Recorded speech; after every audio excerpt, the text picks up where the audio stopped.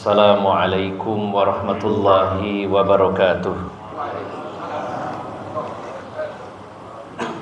Alhamdulillahilladzi arsala rasulahu bil huda wa dinil haq liyuzhirahu ala dini kullihi wa kafa billahi syahida. Ashhadu an la ilaha illallah wahdahu la syarikalah wa ashhadu anna Muhammadan abduhu wa rasuluhu la nabiyya ba'dah. Allahumma salli wa sallim wa barik ala nabiyyina Muhammadin wa ala alihi wa sahbihi ajma'in. Wa qala Allah ta'ala fi kitabihil karim, ya ayyuhalladzina amanu taqullaha haqqa tuqatih wa la tamutunna illa wa antum muslimun, amma ba'd. Para alim ulama, para ustadz, para sesepuh, bini sepuh yang senantiasa saya hormati, bapak-bapak dan ibu-ibu jamaah Masjid An-Nur yang dirahmati Allah Subhanahu wa taala. Alhamdulillah, pada pagi hari ini di bulan yang terbaik, bulan yang penuh barokah, kita masih diberi kesempatan untuk menambah amal solih, menambah ibadah, dan semoga ibadah-ibadah kita diterima oleh Allah Subhanahu wa taala, dan semoga Allah Subhanahu wa taala memberikan keberhasilan dalam puasa kita, dan benar-benar puasa yang kita lakukan bisa mencapai target yang diinginkan, yaitu menjadi pribadi yang bertakwa kepada Allah Subhanahu wa taala. Bapak Ibu yang dimuliakan Allah Subhanahu wa taala, kita akan lanjutkan kajian kitab Kaifa Amalahum, bagaimana seni interaksi Rasulullah sallallahu alaihi wasallam. Yang terakhir kita sudah membahas tentang sikap dan bagaimana akhlak Rasulullah sallallahu alaihi wasallam kepada kerabat-kerabat beliau. Pada bab yang kelima kita lanjutkan, yaitu bagaimana Rasulullah sallallahu alaihi wasallam berinteraksi dengan tetangga-tetangga beliau sallallahu alaihi wasallam. Rasulullah sallallahu alaihi wasallam memiliki beberapa tetangga, baik dari kalangan Muhajirin maupun dari kalangan Ansor. Di antara sahabat yang menjadi tetangga Rasulullah adalah yang dari kalangan Muhajirin, yaitu sahabat Abu Bakar, kemudian sahabat Ali bin Abi Thalib, dan sahabat yaitu paman Nabi sendiri, itu Ibnu Abbas, ponakan dari Rasulullah sallallahu alaihi wasallam. Kemudian di antara tetangga Rasulullah yang dari sahabat Ansor, di antaranya adalah Sa'ad bin Ubadah, kemudian Abdullah bin Amr, ayah dari Jabir bin Abdullah, kemudian Abu Ayyub al-Ansari, dan As'ad bin Zurarah. Ini diantara nama-nama sahabat yang menjadi tetangga Rasulullah sallallahu alaihi wasallam. Bapak Ibu yang dimuliakan Allah Subhanahu wa taala, sebagaimana yang kita ketahui bahwa beliau Rasulullah sallallahu alaihi wasallam adalah manusia yang paling terdepan mengamalkan Al-Quran. Maka ketika Allah berfirman di dalam surat An-Nisa ayat 36, Allah berfirman, wa'budullaha wa la tusyriku bihi syai'a wa bil walidaini ihsana wa bidhil qurba wal yatama wal masakini wal jari dzil qurba wal jaril junubi was sahibi bil janbi wa ibnis sabil wa ma malakat aymanukum innallaha la yuhibbu man kana mukhtalan fakhura. Dan sembahlah Allah dan jangan menyekutukannya dengan sesuatu apapun, dan hendaknya berbuat baik kepada orang tua, kemudian kepada kerabat, kemudian kepada anak-anak yatim, kepada kaum masakin, orang-orang miskin. Nah, di situ Allah menyatakan wal jari dzil qurba wal jaril junub, dan tetangga dekat serta tetangga yang jauh. Kemudian dengan teman-teman sejawat kemudian ibnu sabil, orang yang dalam perjalanan, dan juga budak-budak belian. Sesungguhnya Allah tidak menyukai orang-orang yang angkuh dan juga menyombongkan diri. Bapak Ibu jamaah sekalian yang dimuliakan Allah Subhanahu wa taala, di dalam ayat ini ada penjelasan tentang berbuat baik kepada tetangga, dan Rasulullah telah membuktikannya. Beliau benar-benar menjadi seseorang yang sangat mengamalkan ayat ini, berbuat baik kepada tetangga beliau. Perlu kita ketahui Bapak Ibu jamaah sekalian bahwa tetangga itu ada 3 model. Yang pertama, tetangga yang muslim dan ada hubungan kerabat. Kadang-kadang Pak, orang tua dulu itu mungkin meninggalkan warisan berupa tanah, rumah berdekatan, sehingga tetangga-tetangganya memiliki hubungan kerabat. Maka tipe yang pertama, model yang pertama, tetangga yang paling besar haknya, punya hak sebagai seorang muslim, punya hak sebagai kerabat, dan punya hak sebagai tetangga. 3 kali lipat. Yang kedua, ada model tetangga itu yang muslim tapi bukan kerabat, sehingga memiliki 2 hak, sebagai saudara sesama muslim dan sebagai tetangga. Dan yang ketiga yaitu tetangga yang non muslim dan bukan juga kerabat, maka dia punya hak sebagai tetangga yang harus kita penuhi.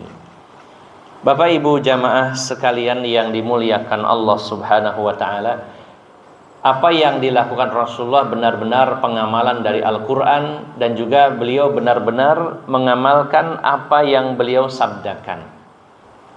Sampai-sampai ada penekanan dalam masalah menghormati tetangga. Di antaranya dalam hadis yang diriwayatkan Imam Ahmad, seorang sahabat Ansor itu pernah datang ke rumah Rasulullah SAW. Setelah sampai di rumah beliau, sahabat Ansor ini melihat Rasulullah sedang berdiri ngobrol dengan seorang laki-laki. Sahabat Ansor ini mengira paling laki-laki ini ada keperluan kepada Rasulullah SAW. Namun ditungguin begitu lama, Rasulullah tetap berdiri. Sampai sahabat Ansor ini merasa kasihan. Sampai merasa kasihan, kok Rasulullah berdiri lama sekali melayani orang ini. Setelah orang ini pergi, maka sahabat Ansor ini menghampiri Rasulullah SAW. Ya Rasulullah, mengapa Anda berdiri begitu lama di hadapan laki-laki yang tadi sampai saya merasa kasihan? Apa tidak capek Anda ini berdiri? Maka Rasulullah menjawab dalam hadis riwayat Imam Ahmad, tadi yang ngobrol dengan saya adalah malaikat Jibril. Nah, maka disitulah ada hadis yang sangat terkenal, di mana Rasulullah menyatakan, ma zala Jibrilu yusini bil jari hatta zonantu annahu sayuwarrisuhu atau sayuwarrisuhu. Tidaklah henti-hentinya malaikat Jibril itu terus menerus menasehati saya, berpesan kepada saya untuk berbuat baik kepada tetangga, sampai lama mengulang-ulang. Malaikat Jibril memberi nasihat, wasiat, pesan kepada saya untuk berbuat baik kepada tetangga. Saking lamanya dan terus menerus diulang-ulang pesan ini, kata Rasulullah, sampai saya menyangka bahwa kita ini harus mewariskan harta kepada tetangga. Saking lamanya malaikat Jibril mengingatkan saya, menasihati saya tentang untuk berbuat baik kepada tetangga, sampai saya mengira, wah jangan-jangan nanti ada kewajiban memberikan harta waris kepada tetangga. Dan ternyata tidak. Namun saking besarnya hak tetangga sampai Rasulullah menduga seperti itu. Kemudian bahkan seseorang tidak akan masuk surga. Nah, ini perlu Bapak Ibu jamaah sekalian dan kita semuanya berhati-hati dalam masalah ini. Rasulullah bersabda, la yadkhulul jannata man la ya'manu jarahu biwa'iqahu. Tidak akan masuk surga siapa yang tetangganya tidak aman dari kejahatannya. Tidak akan masuk surga seseorang di mana tetangganya itu tidak aman dari kejahatannya. Entah itu kejahatannya berupa lisan, nauzubillah, jangan sampai kita menjadi seseorang yang jahat kepada tetangga dengan lisan kita, menggibahnya, memfitnahnya, menghinanya, merendahkannya. Atau kejahatan itu bisa jadi dengan tangan, bisa jadi dengan pandangan mata. Ya, tetangganya agak bening, dilihatin tiap hari, ini kejahatan. Ya, walaupun cuma melihat ini berdosa. Ya opo tonggone pamer terus, ya kitanya yang menjaga. Kemudian bisa jadi tetangga itu terganggu karena kejahatan kita berupa suara yang mengganggu mereka. Bayangkan ini banyak. Saya punya seorang teman sampai ada kamar itu dikasih peredam. Ini kemarin saya habis 13 juta. Karena posisi saya ini konsultan, banyak orang konsultasi. Kemudian tetangga saya itu bos soundhoreg. Dan setiap hari berjam-jam lamanya itu dinyalakan. Ketika saya tegur, katanya cek sound, gitu. Ngecek tapi berjam-jam. Sudah saya omongin Pak RT-nya udah ngomongin tetap mental, tidak bisa menghentikan perbuatannya. Sedangkan waduh ini luar biasa, siang pingin istirahat, nggak bisa, anak kecil gerepekan apalagi yang sakit. Nah terpaksa akhirnya pasang peredam yang kedap suara, habis 13 juta itu satu ruangan, Ustaz. Jangan sampai kita menjadi salah satu yang seperti itu, mengganggu dan berbuat jahat dengan suara yang mengganggu tetangga kita. Dan berapa banyak sekarang walaupun atas nama Islam, walaupun atas nama masjid yang harusnya dikeraskan azan, tapi lebih dari itu. Ini juga perlu diluruskan. Ya. Berapa banyak yang mungkin sakit, mungkin anak kecil yang 1 bahkan 1,5 jam sebelum azan sudah suara keras. Ini juga PR kita bersama Bapak Ibu jamaah sekalian. Insya Allah di sini tidak ada kalau di Masjid An-Nur ini. Berbagai macam kejahatan, siapa yang berbuat jahat kepada tetangga, dia tidak akan masuk surga. Ini artinya masalah yang sangat penting. Kemudian juga barometer iman seseorang dikaitkan dengan sikapnya kepada tetangga. Sebagaimana Rasulullah bersabda, "Man kana yu'minu billahi wal yaumil akhir falyukrim jarahu." Siapa yang mengaku beriman kepada Allah dan hari akhir, hendaknya dia memuliakan, menghormati tetangganya. Nah, semua ini disabdakan oleh Rasulullah SAW dan beliau benar-benar melaksanakan apa yang beliau sabdakan sendiri. Bapak Ibu yang dimuliakan Allah Subhanahu wa Ta'ala, dan perlu kita hati-hati juga bahwa perbuatan jahat kepada tetangga ternyata dilipat gandakan oleh Allah Subhanahu wa Ta'ala. Kita memiliki konsep dalam Islam, kalau berniat berbuat baik dan tidak jadi dilaksanakan, maka dapat 1 pahala sempurna. Idza hamma ahadukum, ya, siapa yang punya himmah baru niat dengan amal solih, maka ternyata tidak terlaksana, ada halangan, ada uzur, dia dapat 1 pahala sempurna. Kalau ada orang berniat berbuat baik dan benar dilaksanakan, pahalanya minimal 10 kali lipat.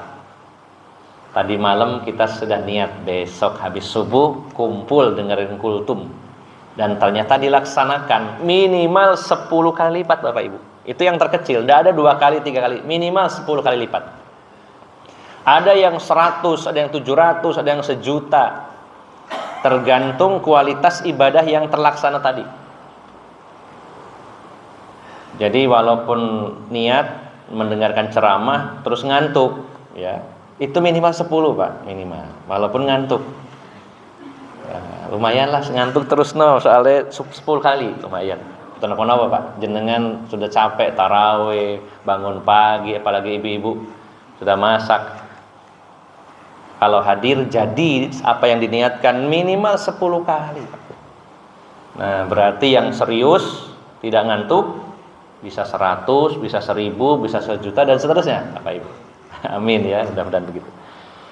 Namun jika niat berbuat jelek, berbuat maksiat baru niat, lalu tidak jadinya karena Allah, dapat pahala, 1 pahala sempurna. Sedangkan kalau niat berbuat jelek dan dilaksanakan, maka dapat 1 dosa. Maaf tadi yang meninggalkan nggak jadi 1 pahala, sedangkan kalau terlaksana dosa itu 1 dosa.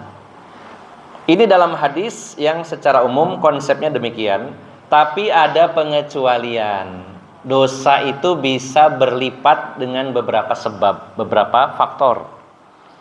Yang pertama yaitu syarafuz zaman, karena mulianya waktu.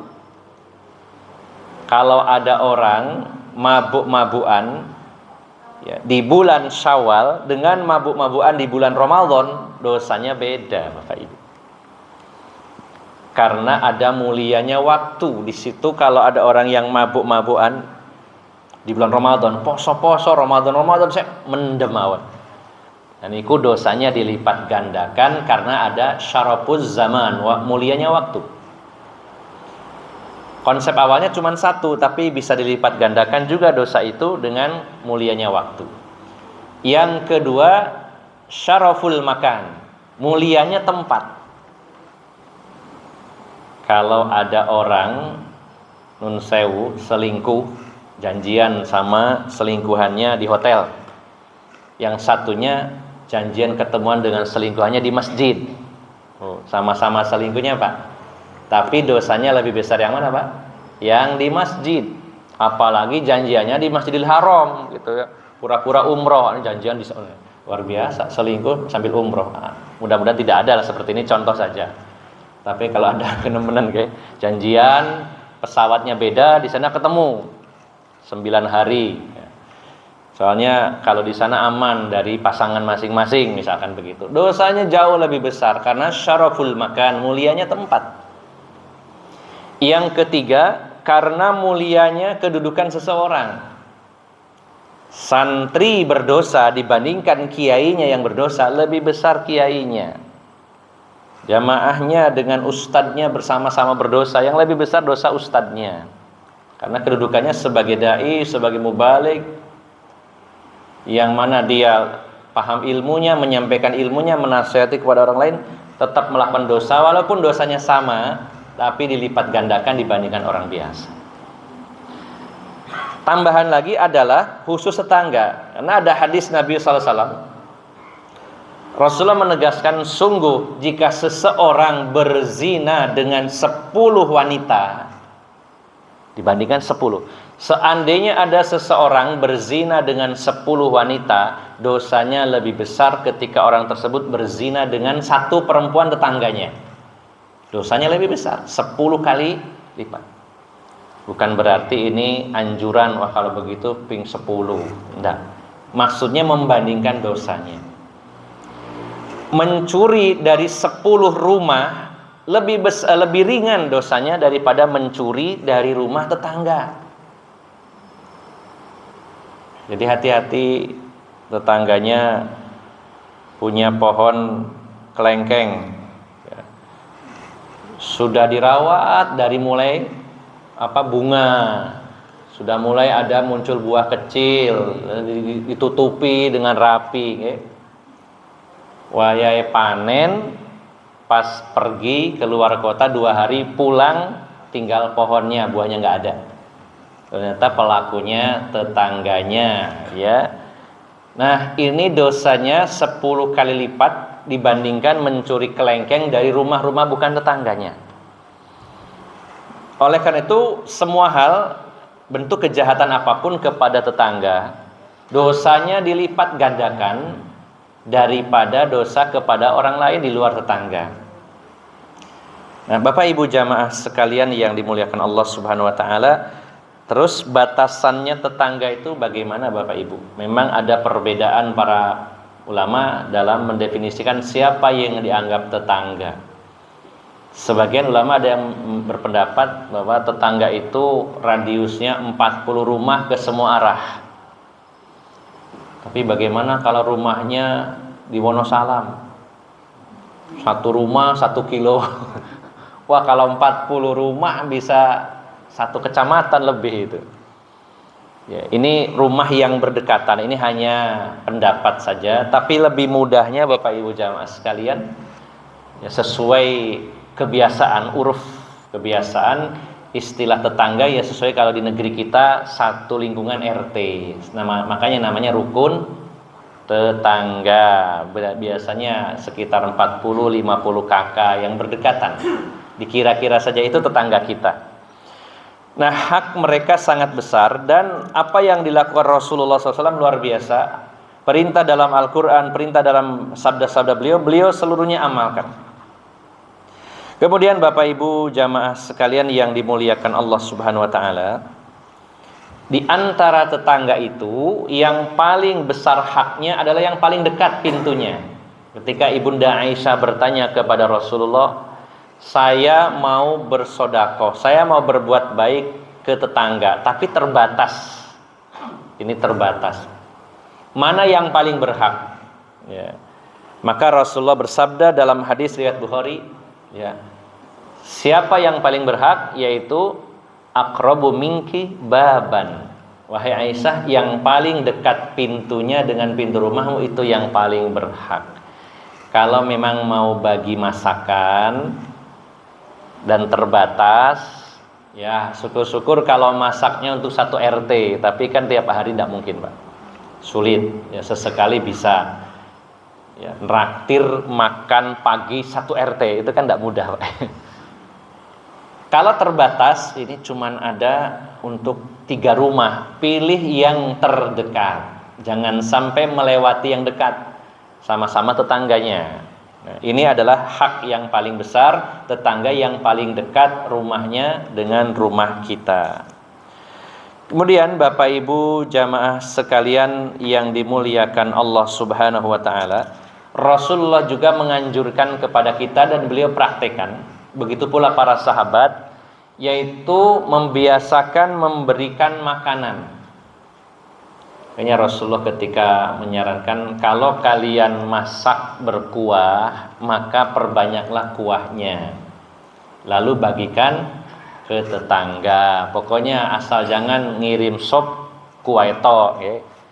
Maksudnya diperbanyak, ya, supaya lebih banyak orang yang mendapatkan kebaikannya. Nah, ini sebuah anjuran dari Rasulullah, sering-sering bagi-bagi makanan, apakah jajan, masakan, atau apapun kepada tetangga-tetangga. Bahkan Ibnu Umar ketika menyembelih kambing, beliau bertanya kepada keluarganya, ya, apakah tetangga saya yang Yahudi sudah dikasih bagian apa belum? Kata keluarganya belum, maka berilah dia bagiannya, karena dia punya hak sebagai tetangga walaupun dia beragama Yahudi.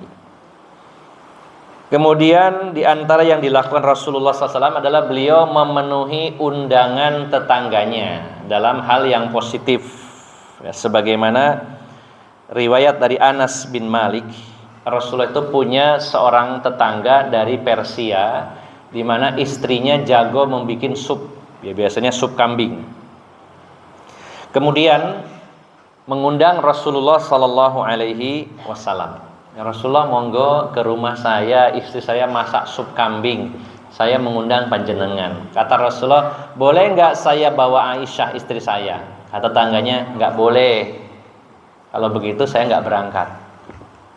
Kemudian datang lagi sampai 3 kali, akhirnya boleh Rasulullah bawa istri. Maka Rasulullah membawa Ibunda Aisyah untuk memenuhi undangan tetangga. Ini juga ada kaitannya dengan bab sebelumnya, bahwa Rasulullah itu kalau ada undangan yang enak-enak biasanya meminta izin mengajak istri.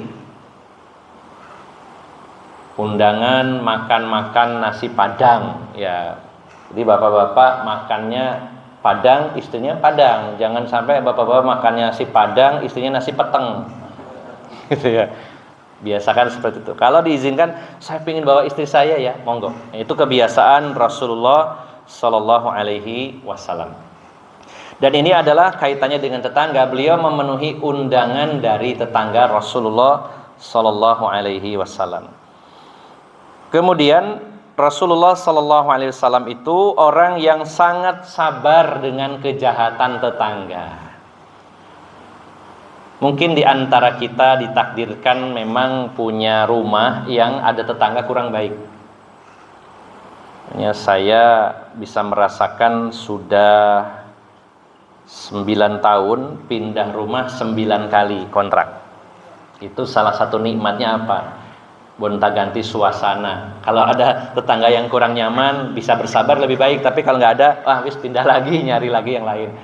Ya. Biasanya sampai 4 tahun, kerasan tetangganya baik-baik. Ya, Bapak Ibu kalau beli rumah perlu disurvei dulu tetangganya baik apa tidak. Itu menaikkan harga. Jadi kalau pasaran rumahnya itu 500, jual aja 800. Kalau pembeli nanya, kok mahal sekali? Iya, yang mahal tetangganya baik-baik. Jenengan nyari di sana 500 juta, tetangganya belum tentu sebaik di sini loh.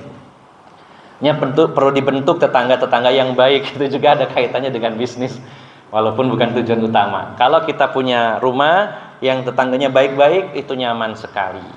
Nah, Rasulullah sallallahu alaihi wasallam adalah orang yang sangat sabar ketika memiliki tetangga yang jahat, ya. Dan ini ujian bagi kita yang ditakdirkan punya tetangga kurang baik, ya. Jangan sampai cenderung emosi, ya. Sabar, karena tidak enak kalau bermusuhan dengan tetangga, karena kita hidup di situ terus. Coba kalau punya musuh tetangga itu, ya Allah, tidak nyaman Bapak Ibu. Mau buka pintu, tetangganya metu gak jadi. Padahal harus berangkat, mau lewat belakang nyemplung kali, bingung Pak ya. Cuman lewat depan tok, tapi ketemu tetangganya, tidak enak, Masya Allah. Diupayakan sabar. Tetap sabar dengan cara-cara yang baik, dan ini dicontohkan oleh Rasulullah sallallahu alaihi wasallam.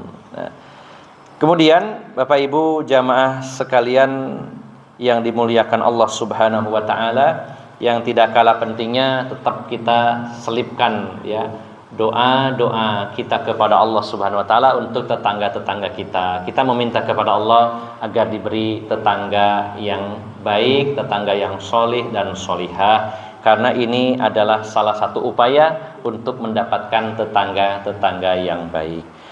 Jadi Bapak Ibu jamaah sekalian yang dimuliakan Allah Subhanahu wa taala, Rasulullah telah memberikan teladan yang baik, mengamalkan isi Al-Qur'an dan sabda-sabda beliau sendiri tentang berbuat baik kepada tetangga, di mana hak tetangga itu ternyata sangat besar sampai dikaitkan dengan keimanan.